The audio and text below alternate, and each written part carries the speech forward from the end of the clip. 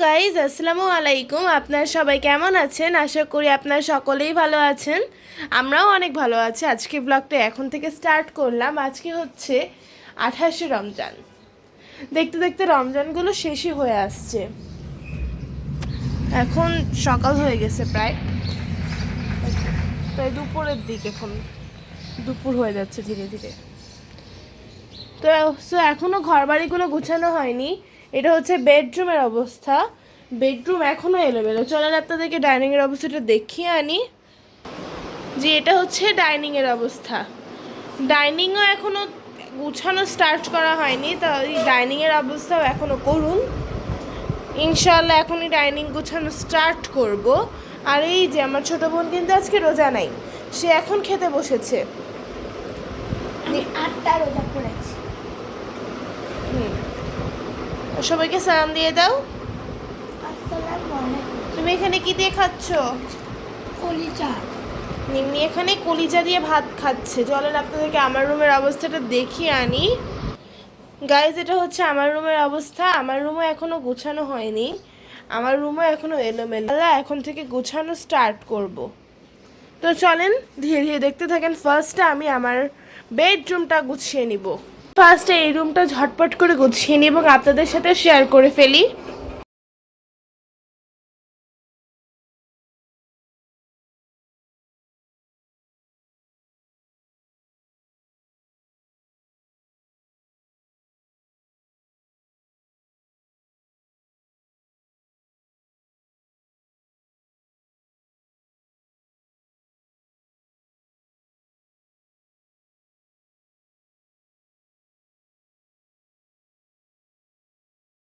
Guys, আপনারা দেখেই নিলেন যে আমি এই ঘরটা সুন্দর করে গুছিয়ে নিয়েছি।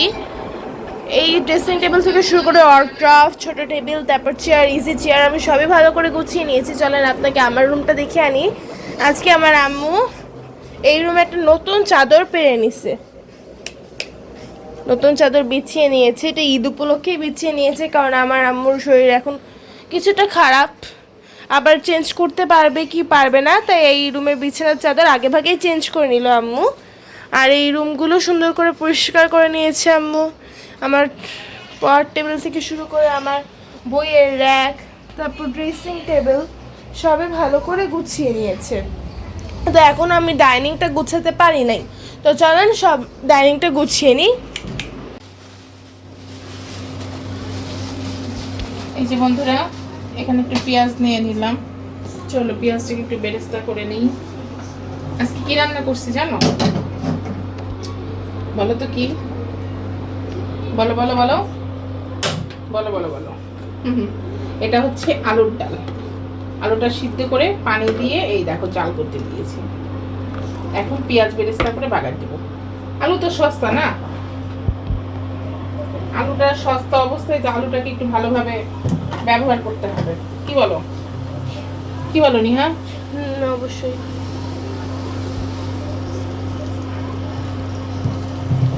ভাবলাম একটু আলুর ডাল বানায় ফেলি।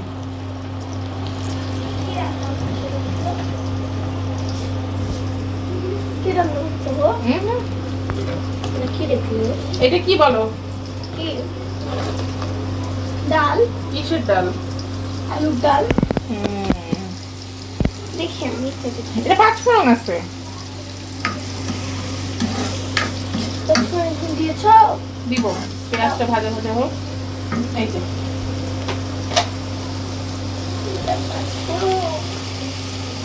এই যে বন্ধুরা, একটু ভাজা ভাজা হলে দিয়ে নিব পাঁচফোড়ন। পাঁচফোড়ন খেতে সবসময় ভালো লাগে না, ওই যে একটু মুখে গেলে গন্ধ গন্ধ হয়। না না, রাখো তুমি।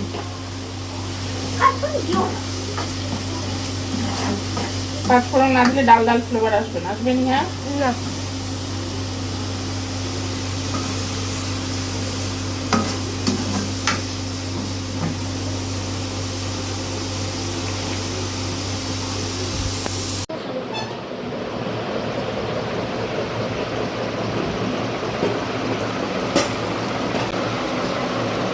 মুড়ি মাখা মজা নিহা? মিমি হ্যাঁ, মজা। এই যে দেখো একদম ইফতারি রাত মুহূর্তে বন্ধুরা দেখো, ইফতারির আগ মুহূর্তে ফিরে আসলাম। মুড়ি মাখাবো, আমরা আবার মুড়ি মাখানো খাইতে পছন্দ করি। তোমরা খাও নাকি হচ্ছে শুধু শুধু ভাজা পোড়া খাও, নাকি ভাজা পোড়াই খাও না? আগে পেঁয়াজ মাখিয়েছো। পেঁয়াজি আগেরটা ছিল তো,